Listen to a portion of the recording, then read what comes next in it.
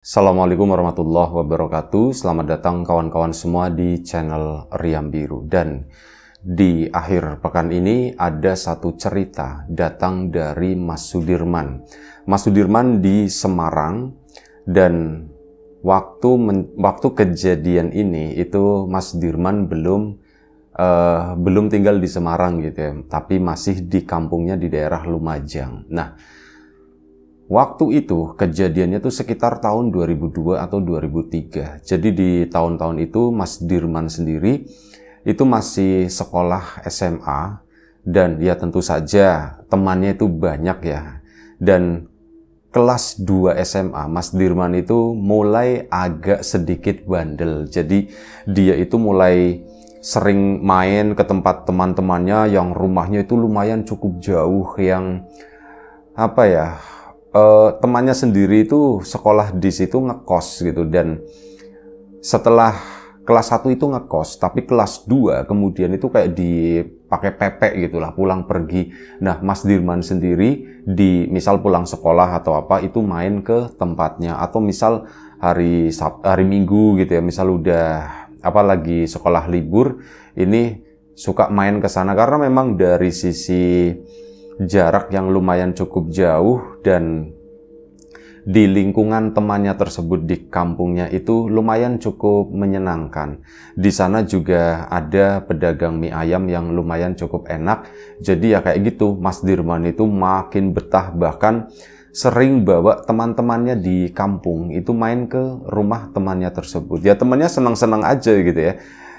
Dan pada suatu saat di kelas 2 SMA tersebut ya, di tahun 2003-2004 itu Mas Dirman malam minggu itu pengen banget main ke rumah temannya tersebut. Wah, ini malam minggu main ke sana yuk. Nah, kebetulan ada temannya lagi, ini namanya Yogi, itu juga pernah diajak Mas Dirman main ke situ. Dan akhirnya si Yogi juga main ke sana yuk gitu ya, main ke rumahnya si Edi misalkan nama temannya tersebut. Ya udah yuk main ke sana. Dan waktu itu memang udah malam hari, sekitar jam 9. Berangkatlah si Mas Dirman tadi sama si Mas Yogi menuju ke rumahnya si Mas Edi tadi. Dan ya jalanan udah lumayan cukup sepi ya. Saat ngelewatin jalanan utama sih masih rame, tapi giliran udah memasuki jalanan yang lebih kecil, perkampungan kayak gitu, itu udah mulai sepi, bener-bener sepi dan lumayan cukup syahdu. Nah, ini udah deket-deket ke kampung temannya tersebut. Mas Dirman itu baru ngeh kalau ini kok sekitaran gelap ya, kata si Mas Dirman. Gi, ini gelap ya Gi ya? Oh iya, kalau listriknya mati, kata si Yogi. Oh iya, mati semua, pantesan. Cuman ada lampu motor jadi nggak terlalu kerasa ya.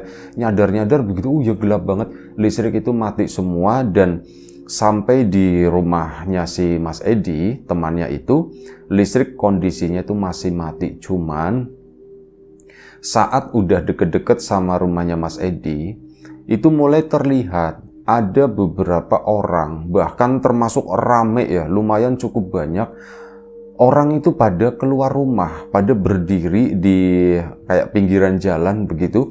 Ya mungkin tinggal sekitar 50 meter dari rumahnya si Mas Edi tadi, tuh rame kayak gitu kan.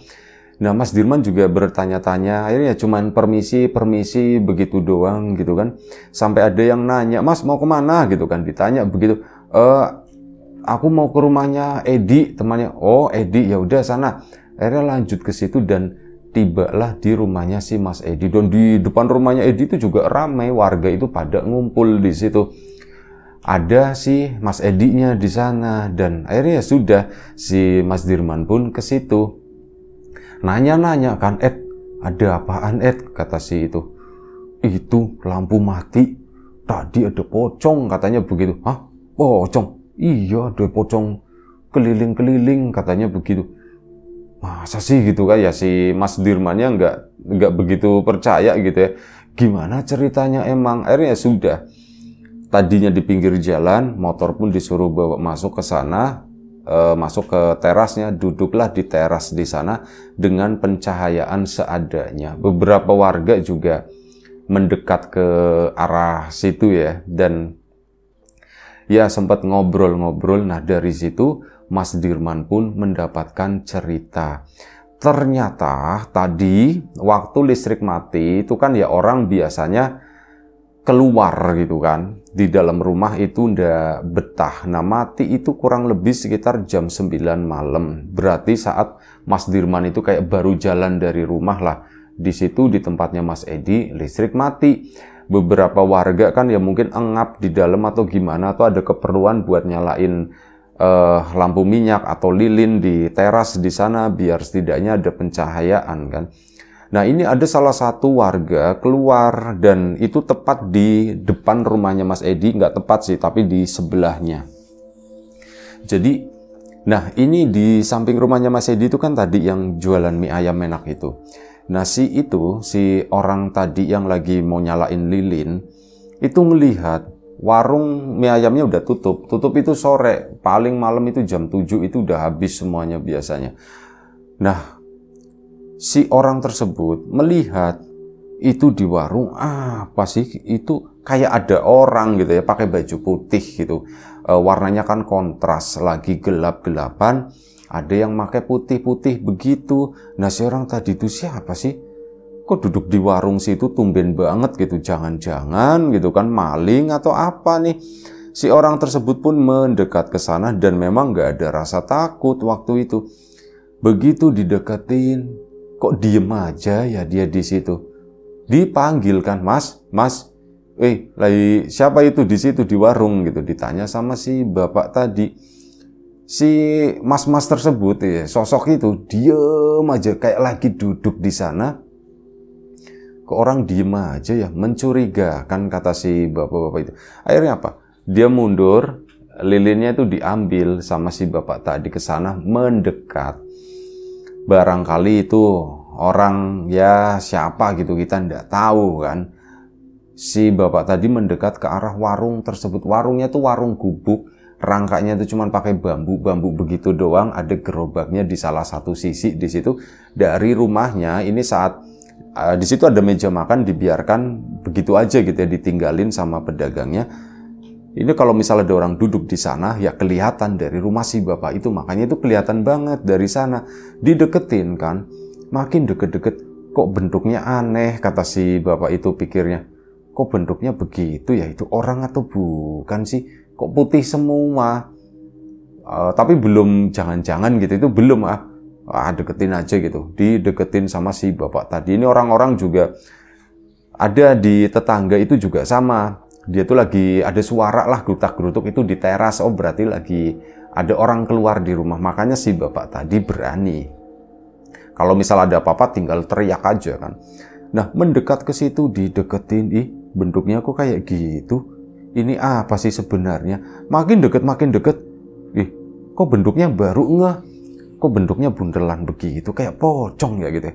Apa jangan-jangan pocong ini tuh bukan. Terus melangkah ke depan ke sana, makin dekat. Ternyata bener itu adalah sosok pocong. Dan si bapak itu tuh nggak langsung mikir ini pocong beneran atau apa gitu. Malah ngomong, jangan main-main kayak gitu. Dikiranya tuh orang lagi iseng mau nakut-nakutin atau gimana. Biasanya kan suka ada pemuda yang iseng-iseng begitu kan. Nah ini si bapak mikirnya tuh kayak gitu, jangan kayak gitu, bikin kaget aja kata si bapak. Dan si pocong itu masih diem aja begitu.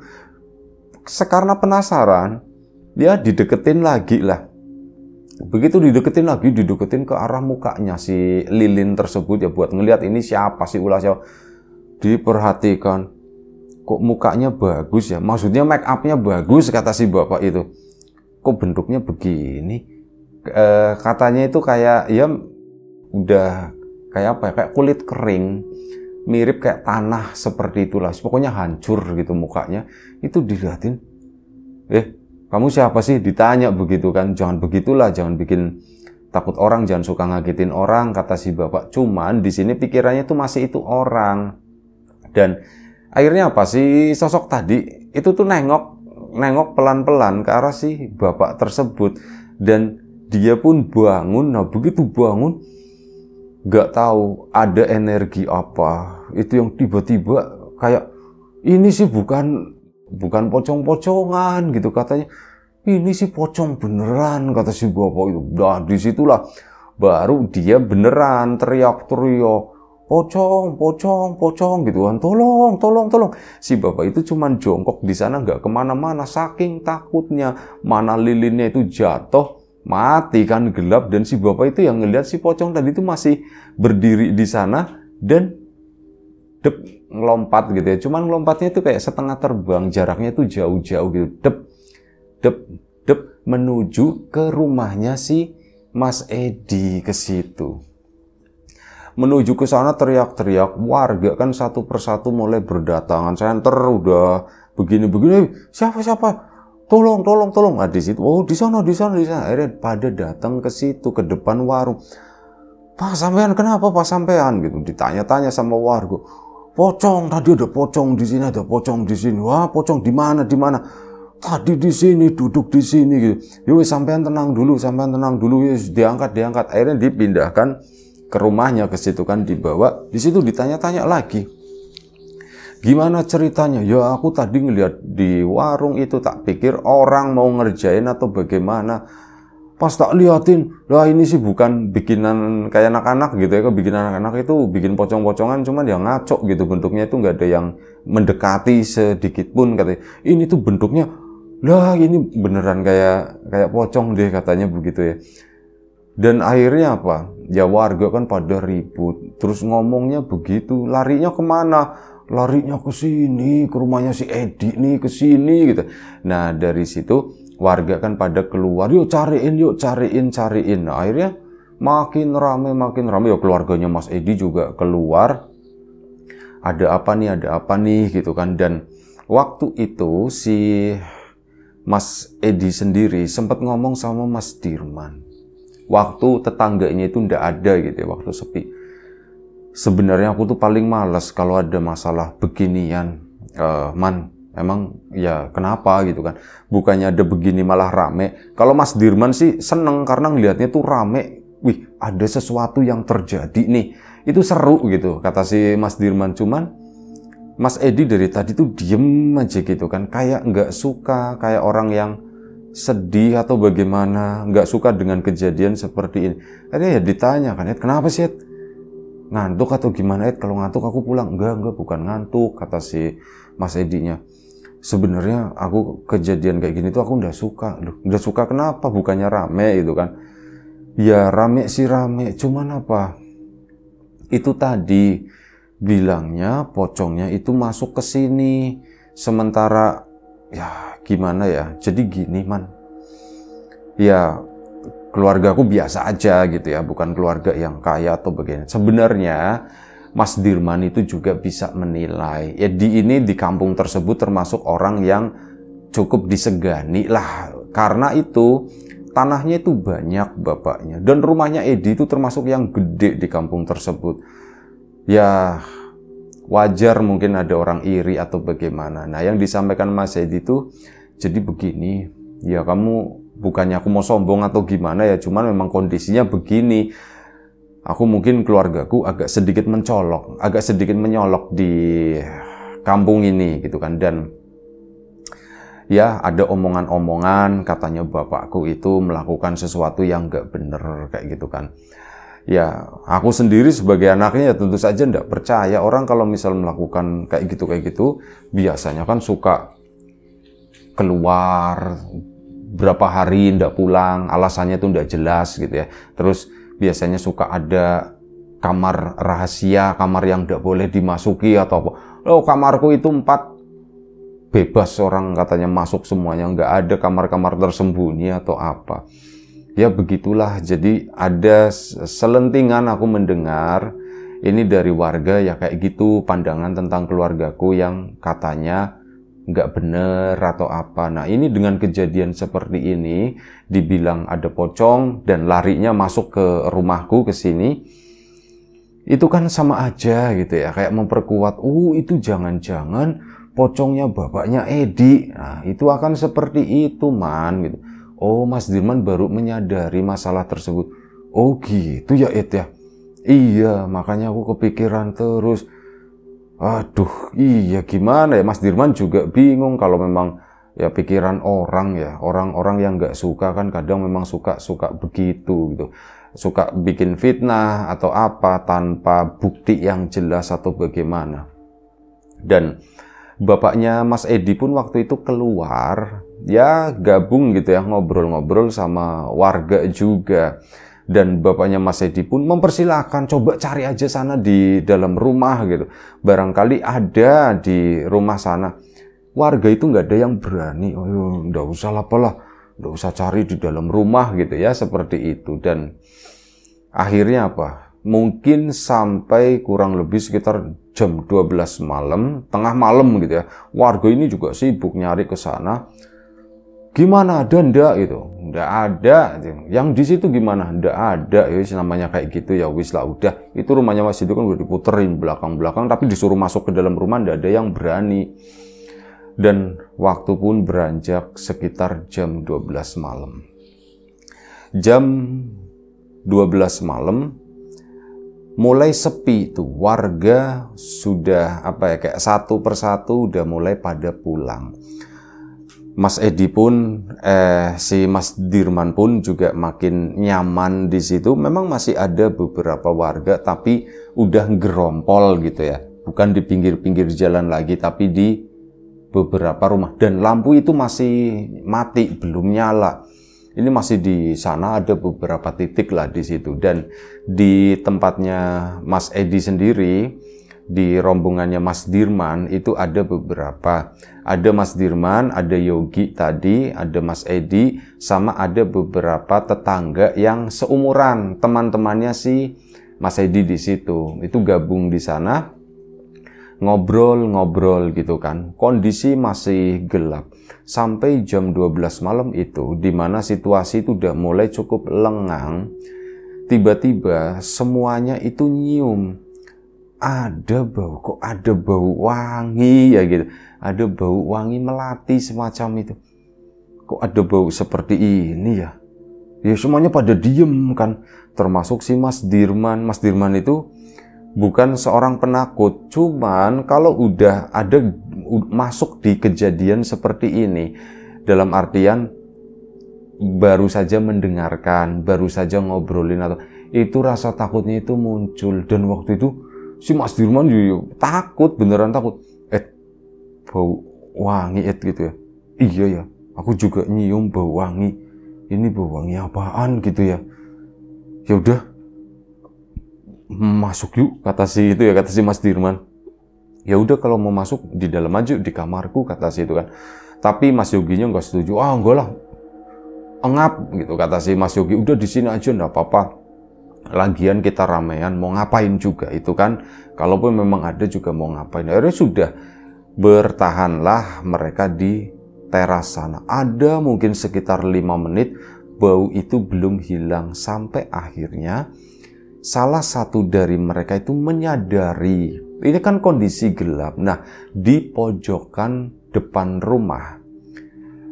rumahnya Mas Edi itu kan ada tanaman-tanaman dari pot ya.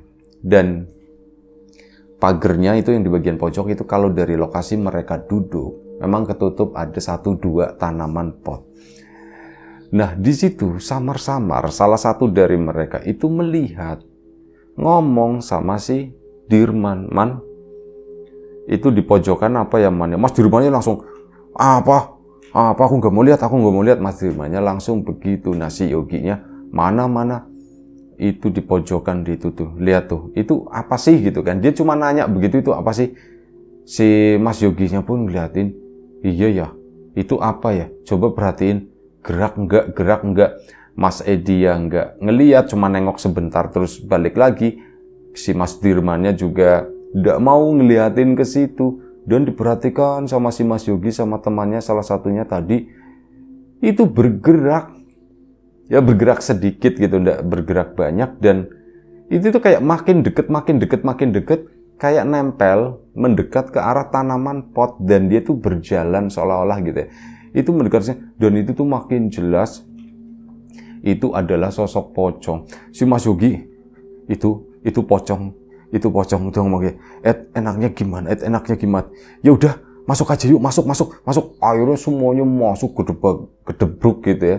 masuklah ke dalam rumah, ke sana kamarnya si Mas Edi sendiri, kamar depan. Jadi slep langsung masuk ke situ, rame-rame berenam atau bertujuh masuk ke sana. Udah, pintu pun ditutup begitu kan. Nah, ini posisinya berarti kamarnya Mas Edi depan itu kan ada jendela. Nah, kalau dari jendela itu sebenarnya kalau misal dilongok dan sosok pocong itu ada, itu harusnya tuh kelihatan banget. Cuman ya nggak ada yang berani ngelongok gitu kan. Mereka tuh di dalam, ya itu masih gelap-gelapan seperti itu. Gi, kamu beneran? Ya, kali ini Mas Dirmannya menegaskan gitu. Emang beneran Gi, kamu tadi ngelihat? Iya, aku ngelihat. Orang jelas banget kayak gitu, dia jalan enggang-enggang begini, mendekat ke arah si pot itu, kata si Mas Yogi. Udah, diam, udah. Akhirnya apa? Mereka pun pada rebahan, si Mas Dirmannya juga karena ya udah lumayan cukup capek dan takut juga ya. Dia pun akhirnya rebahan di situ kan, di situ ada karpet. Kamarnya bagus, kamarnya tuh gede, kamarnya si Mas Edi. Nah, akhirnya apa? Pada rebahan di sana sampai akhirnya apa? Lampu itu nyala listrik. Trap-trap mungkin sekitar jam 12:30 pagi ya gitu. Alhamdulillah dari luaran itu juga kedengeran, woi gitu. Pada seneng akhirnya lampu menyala. Udah tenang kan si Mas Dirman, dan waktu itu akhirnya ngomong sama Yogi, Gi, kita pulang aja Yogi yuk, katanya begitu. Pulang jam segini, kata si Mas Yogi. Iya kita pulang aja lah, Mas Dirman itu udah takut, beneran takut. Ah ya udah wis yuk pulang. Akhirnya si Mas Dirman sama Mas Yogi pun siap-siap pulang. Mas Edi udah sini aja tidur. Gue lah pulang aja. Mas Dirmannya tetap kekeh gitu ya. Pulang aja. Soalnya apa? Dari tadi bukan tanpa alasan. Yang lain itu nggak nyium mungkin ya. Cuman Mas Dirman itu nyium. Bau itu tuh belum hilang. Dia tuh kayak ngiterin terus gitu ya. Di depan bau, di kamar bau gitu kan. Bau melati, bau wangi-wangi kayak mirip kayak orang baru meninggal semacam itu. Itu tuh kayak ngikutin terus, makanya Mas Dirman nggak nyaman di sana dan minta Mas Yogi udah kita pulang. Dan akhirnya mereka pun keluar kan, ngeluarin nyiapin motor dan sebagainya untuk balik, dan ya bilang terima kasih sama Mas Edi sama kawan-kawannya juga, udah kita pulang. Dan sesaat sebelum pulang, listrik mati lagi, dep gitu kan. Wah, masih ada tetangga yang teriak, wah mati lagi gitu ya, menghujat lah penyedia listrik itu. Mati terus, kata si itu kan, kata salah satu warga di sana. Ya udah, si Mas Dirman sendiri itu tambah takut, aduh mati lagi. Akhirnya motor pun dinyalain, lampu menyala lumayan cukup terang kan. Saat itu Mas Dirman kan lagi jalan, makasih ya, nengok kan ke belakang gitu. Ya hati-hati di jalan. Saat nengok, si Mas Dirman itu melihat sosok pocong tadi itu lagi berdiri di pintu rumahnya si Mas Edi, pintu depan. Jadi posisinya di belakang Mas Edi dan kawan-kawan di situ yang mereka berdiri di teras tersebut. Itu lagi berdiri di sana. Astagfirullahaladzim gitu. Jadi si Mas Dirman itu istighfar terus. Astagfirullahaladzim. Si Mas Yogi kan, Man? Kenapa man? Udah pegangan, kata si ini. Akhirnya apa? Pegangan, ngebutlah si Mas Dirman gitu. Tapi begitu udah lumayan cukup jauh, ceritalah si Mas Dirman, Gi, tadi waktu mau balik, aku itu ngelihat pocong itu ada di pintu, kata si itu ya. Dan akhirnya ngobrol kan sama Mas Yogi. Mas Dirman itu cerita, aku itu Gi, yang bau ya, mungkin aku nggak melihat gitu ya sosok pocongnya, aku nggak berani, aku cuman lihat sepintas doang gitu. Cuman yang namanya bau itu tuh nggak hilang Gi dari tadi Gi. Bahkan sebelum kalian ngomongin masalah bau, aku itu sebenarnya udah nyium. Baunya wangi ya, tak pikir parfum atau apa gitu ya. Cuman kalian oh iya ya, aku juga baru ini kok mirip kayak baunya orang mati, kata si itu. Dan itu nggak hilang Gi, bahkan sampai masuk ke dalam kamar. Itu pun aku masih nyium baunya. Mas Yoginya akhirnya bilang begini, jangan-jangan bener yang dibilang warga, itu pocongnya bapaknya Edi kali. Lah aku nggak mau mikirin yang kayak itu, enggak lah, kata si Mas Dirmannya tetap belain Mas Edi ya. Enggak lah. Kita pikir positif aja, mungkin ya memang nggak tahu lah lagi ada apa gitu ya. Kita tidak pernah tahu intinya. Dan setelah itu mereka udah deket sama kampungnya si Mas Dirman sama si Mas Yogi. Udah deket lah, paling sekitar 1 kilo gitu kan. Si Mas Dirman nyium lagi bau wangi. Dan kali ini Mas Yogi juga sama. Dia itu nyium bau wangi. Gi, kok bau wangi begini ya Gi ya? Iya, bau wangi. Terus gimana man? Sudahlah, jalan aja. Berdoa Gi dalam hati, kata si itu ya. Akhirnya berdoa gitu ya. Baca-baca surat sebisanya. Dan sampai akhirnya, singkat cerita, mereka tiba di rumahnya Mas Yogi. Jadi nganterin dulu lah si Mas Dirmannya. Dianterin ke situ, turunlah si Mas Yogi. Dan sewaktu mau balik, Mas Yoginya belum masuk waktu itu. Dia naik motor udah putar balik ke sana. Itu di kejauhan ada Mas Dirman itu ngelihat ada sosok pocong itu berdiri, mungkin jaraknya sekitar 30 atau 40 meter di jalanan kampung yang lurus gitu ya. Itu berdiri di samping kayak tanaman-tanaman yang tumbuh di pinggir jalan di situ ya. Itu di sana ya, di kegelapan, tentu saja nggak di bawah lampu ya. Itu di kegelapan, akhirnya putar balik lagi. Kenapa man? Gi, aku tidur sini aja katanya. Emang kenapa? Ada pocong di sana Gi. Mas Yogi ngelongok begini, cuman sosok itu udah ndak ada. Dan akhirnya ya sudah, malam itu Mas Dirman tidur di rumahnya Mas Yogi. Sampai keesokan paginya bangun, ya sekitar jam 6 pulang ke rumah. Akhirnya lanjut tidur lagi di sana.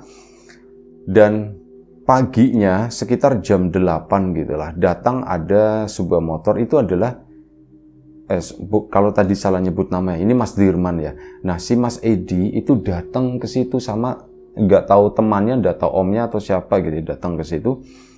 Cerita si Mas Edi, man semalam man katanya. Kenapa? Semalam seluruh keluargaku dikawengin katanya. Dikawengin gimana? Digangguin sama si pocong itu. Dia tuh mondar-mandir katanya. Kayak nengokin ke kamar, di pojokan berdiri katanya gitu kan. Itu seperti itu sampai jam 4 pagi dan ngilang, terus nanti bau lagi. Akhirnya apa? Warga itu rame lagi, kata si Mas Edinya. Oh gitu. Mas Dirman pun akhirnya cerita, orang pocong yang ikut sampai ke sini kok, kata si Mas Dirman. Masa man? Iya beneran, aku waktu semalam, aku kan tidurnya di rumahnya Yogi di situ. Karena pas mau balik, itu berdiri di pinggir jalan di situ. Itu apa sih Ed sebenarnya sih Ed? Aku juga nggak tahu. Dan ya aku udah dengar omongan langsung dari bapak gitu ya. Kalau bapak itu nggak begitu gitu ya. Ya orang mau ngomong kayak gimana lah. Tapi kalian tahu sendiri. Bapak capek nyari kerja, nyari uang itu seperti apa. Membangun usaha begini. Orang ya mau menilai bapak itu pocongnya bapak atau apa ya silakan gitu ya. Itu mungkin bagian dari fitnah kali. Nah waktu itu bapaknya si Mas Dirman akhirnya ngomong, Ed, kamu banyak orang yang iri. Bisa jadi hal seperti ini sengaja dibikin katanya. Ya untuk menjatuhkan keluargamu Ed. Dengan cara-cara seperti itu. Ya ditebar fitnah lah. Yes, kamu yang sabar aja sama keluarga ya. Iya pak. Dan ceritanya berakhir sampai di sini. Itu aja. Satu cerita dari Mas Dirman yang sekarang di Semarang, dulu ceritain di daerah Lumajang sana. Terima kasih banyak kawan-kawan atas support dan dukungannya apapun itu. Kawan-kawan subscriber, kawan-kawan membership, kawan-kawan yang udah kasih support dalam bentuk super thanks ke Riam Biru. Terima kasih banyak. Kawan-kawan yang udah ngasih like, udah nge-share ke yang lainnya. Kawan-kawan yang udah ninggalin komentar juga terima kasih banyak. Kawan-kawan yang sudah memesan bawang gorengnya Wiji tentu saja terima kasih banyak. Yang belum memesan ditunggu pesanannya. Yang sudah mampir di channel Lapak Horor X Mbah Warmo juga terima kasih banyak. Baik, itu aja. Doa terbaik dari kami untuk kawan-kawan tentunya. Semoga selalu diberi kemudahan dalam hal apapun, termasuk kemudahan dalam hal rezeki. Yang sakit segera diberi kesembuhan, yang sehat tetap dijaga kesehatannya. Sampai jumpa di episode selanjutnya Riam Biru. Jaga kesehatan kawan-kawan. Assalamualaikum warahmatullahi wabarakatuh.